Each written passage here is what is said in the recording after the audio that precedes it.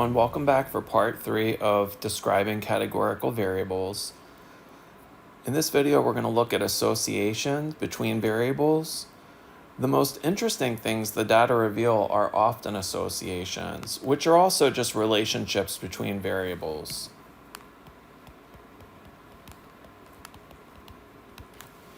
But associations are not always simple because variables can be associated in many different ways and at different degrees. Sometimes it's easier to think about whether two variables are not associated with one another. In a contingency table, when the distribution of one variable is the same for all categories of another variable, we just say that those variables are independent. And when you have variables that are independent, that also means that they are not associated. So if you think about, people that are independent, if you're independent from your parents or you're independent from your partner, you both just do your own thing, right? You're not associated with each other necessarily. And that tells us that there's no association between the variables.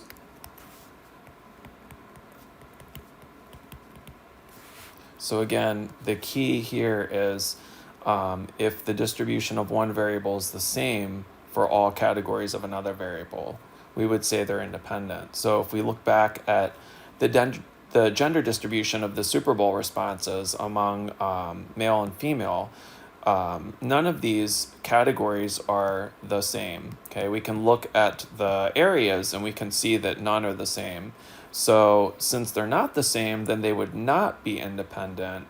And that would mean that there is an association, right, between gender and what they are watching, whether it's the Super Bowl or the commercials, where they're not watching it at all. Okay, so again, if we recall that Super Bowl contingency table and the segmented bar chart that we did, does it seem that there is an association between interest in Super Bowl TV coverage and a person's sex? So, take a minute, pause the video, think about that, look at the contingency table, look at the graph. What do you think about that? Okay, I'm going to take the table and I'm going to carry it down here again so that we can refer to some things.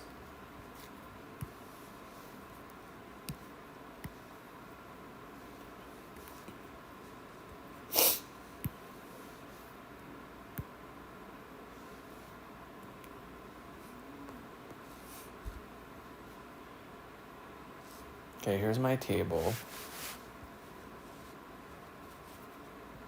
And what do we notice about it? Okay, well, we broke this table down into percentages too, right? So let's also move this. That might make it easier to look at as well.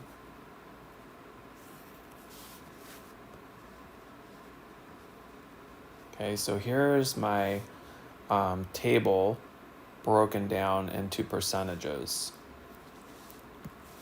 And something that we see here is, 31% of women said that they didn't plan to watch the Super Bowl compared to just under 27% of the men, right?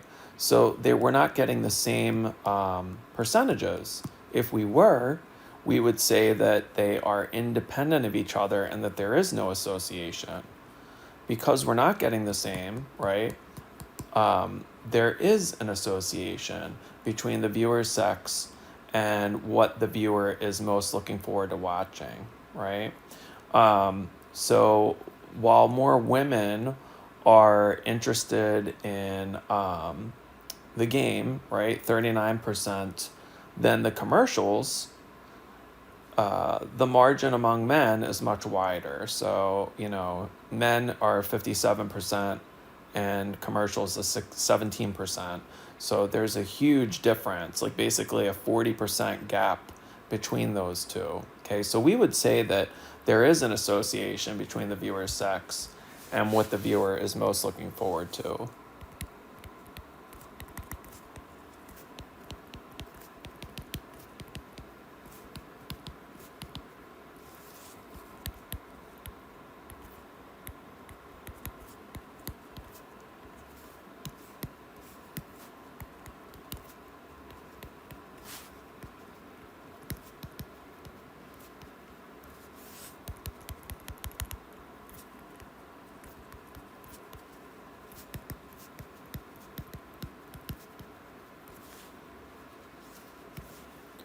Okay, and we also would want to justify that. So basically what I said, 31% of women said they didn't plan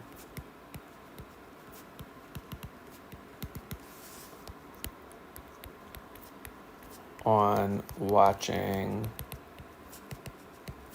the Super Bowl um, compared to under 27% of men.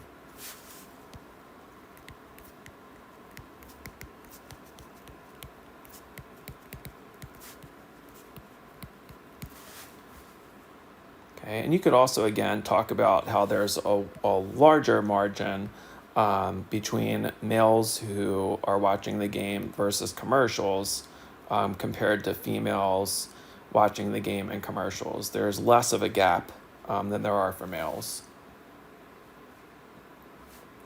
Okay, so we've been looking at percentages, we've been comparing things. It's important to be able to look at a contingency table and actually find these percentages, right? So how are we getting these percentages that help us to delve into the data a little bit more? I'd like you to pause the video, and there are approximately 7 questions here, A through G, related to this table. See if you can answer the questions, which kind of we'll ask you to find percentages and then also find things that we discussed earlier. Okay, so pause the video, and then when you're ready to check your answer, feel free to unpause and we can go over this. So here, our statistics class reports the following data on sex and eye color for students in the class. Okay, what percent of females are brown-eyed? What percent of brown-eyed students are female? And what percent of students are brown-eyed females? All 3 of these questions sound very similar, but they're all asking something a little bit different each time, okay? So when I'm doing these problems, what I always look at is the of part.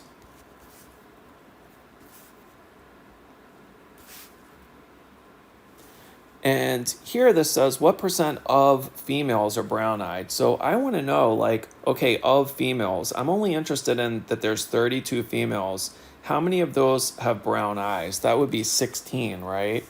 So here, that's 16 out of 32, which is 50%. So 50% of the females have brown eyes, right? And that makes sense if you look at it. The other 16 have blue, green, hazel, or other. Here we're looking at what percent of brown-eyed students are female. So now I want to know of the brown-eyed students. So there's 36 brown-eyed students and 16 are female, right? So here my denominator is 36. So 16 out of 36, that gives me like 44.4%. So that tells me that of the brown-eyed students, if you were to count the number of brown-eyed students in the class, 44.4% of them are female, okay? But if I ask what percent of the students are brown-eyed females, now I want to know out of all the students, and there's 64 of them, how many of those are brown-eyed females? So if you look at the table, right, there's 16 brown-eyed females. So that would be 16 out of 64, and that comes out to 25%. So about a quarter of the class. Okay, when we're asked for the distribution of eye color, I want to know, looking at my table here, what percent of the class have blue eyes, what percent are brown, and then green, hazel, and other. So I need to take these numbers, the 10, and it's out of the class, which is 64. So to find the percentage of students that have blue eyes, it's going to be 10 out of 64. And that comes out to 15.6%. And for brown, I see 36. So that's going to be 36 out of 64, which comes out to 56.3%. And then green and other, that's going to be 18 out of 64, which is 28.1%.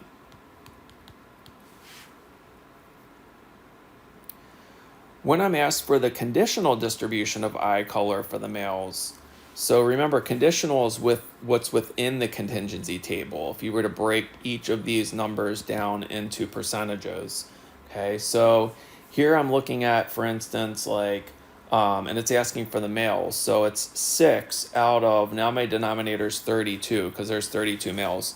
So you would, to calculate blue, it would be 6 out of 32, which is 18.8%.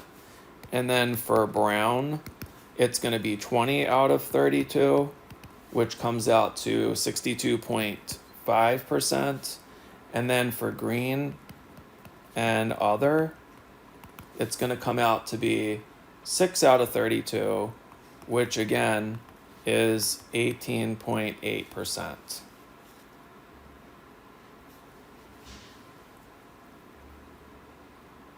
Now I need to compare the percent who are female among the blue-eyed students to the percent of all students who are female, okay? So what percent who are female are among the blue-eyed students?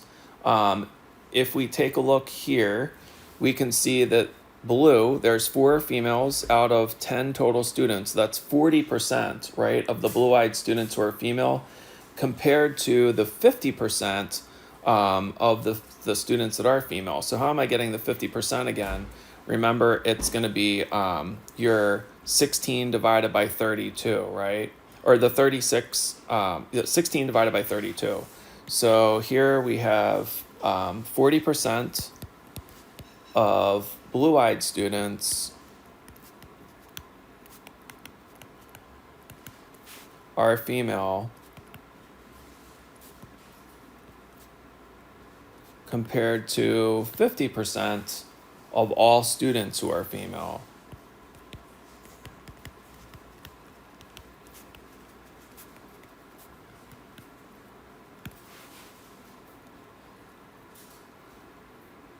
And now, based on all that information, does it seem that eye color and sex are independent? So remember, if they're independent, it means they're going to have the same percentages.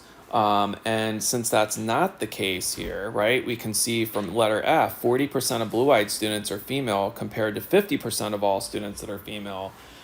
So since blue-eyed students appear less likely to be female, it seems that sex and eye color may not be independent. So that means there is an association between sex and eye color, okay?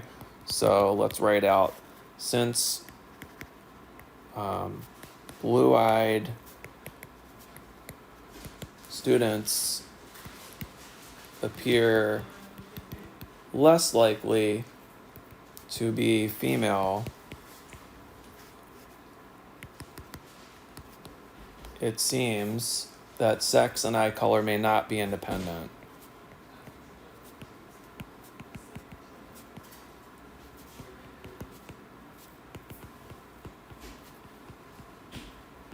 And remember, if they're not independent, it means that there is an association, right? Not independent means like dependent. So if you depend on someone, you're associated with them in some respect.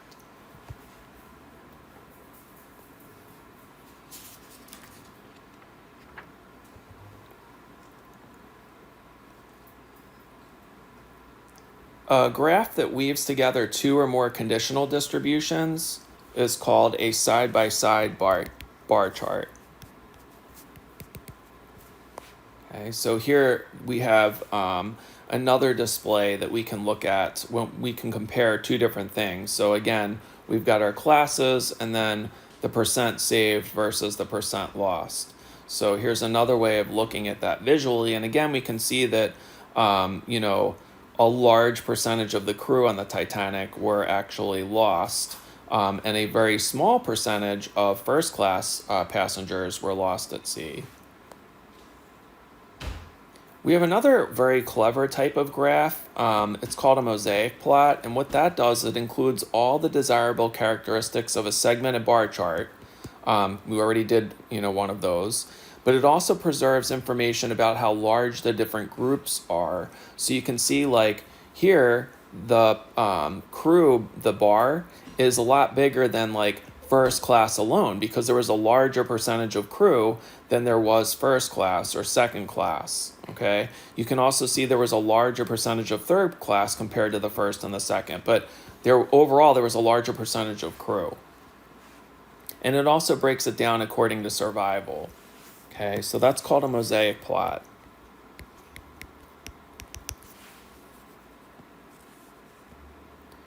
One question that we're going to keep asking ourselves a lot through this text is whether an apparent phenomenon in a data set is real or just a quirk of random chance.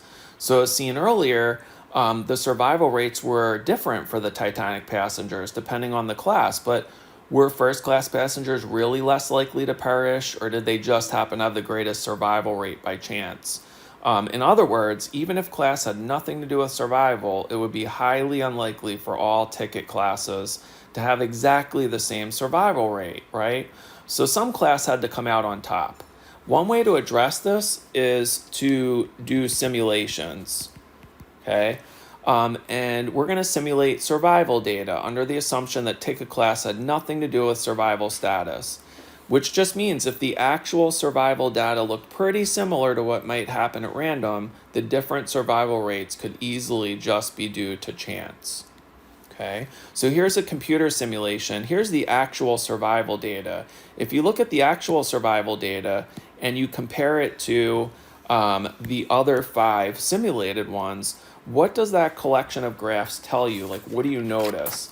Feel free to pause the video for a second and answer that question.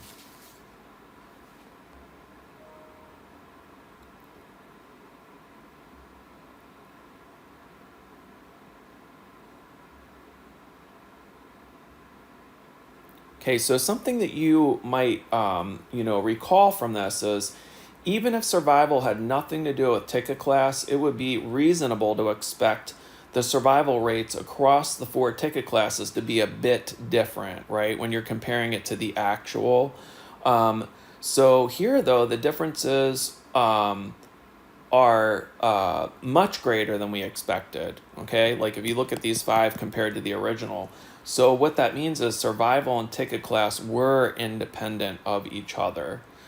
So one of the things that we're going to be thinking about, one of the things you want to keep in the back of your mind as you go through this course is in statistics, we can pretty much summarize things like this. Like if A were true, I'd have to expect my data to look like B, but my data doesn't look anything like B. So I don't think A is true.